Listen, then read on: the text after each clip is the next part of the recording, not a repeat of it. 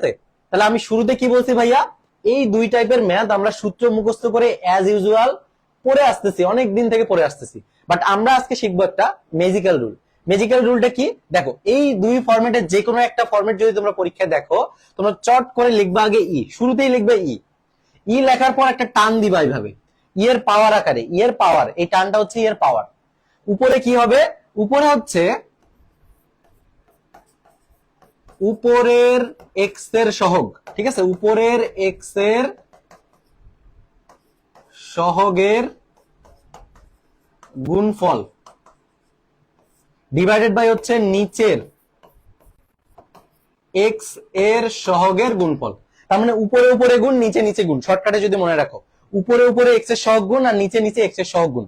এটা মনে হয় তোমরা বোঝো নাই, না বোঝার জন্যই তো আমি আসি, তোমরা যেটা না বোঝো সেটা বোঝানোর জন্য কিন্তু আমি এখানে ক্লাসটা নিচ্ছি।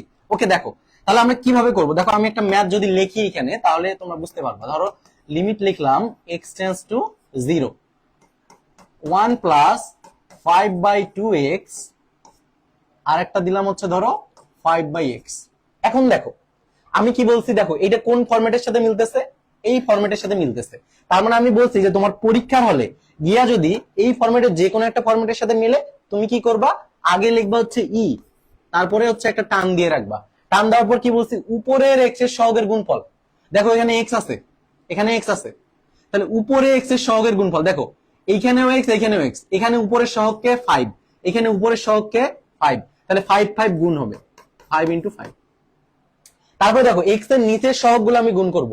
তাহলে দেখো এখানে এক্স এর নিচের সহগ কত 2, আর ওইখানে এক্স এর নিচের সহগ কত দেখতেই পাচ্ছি 1।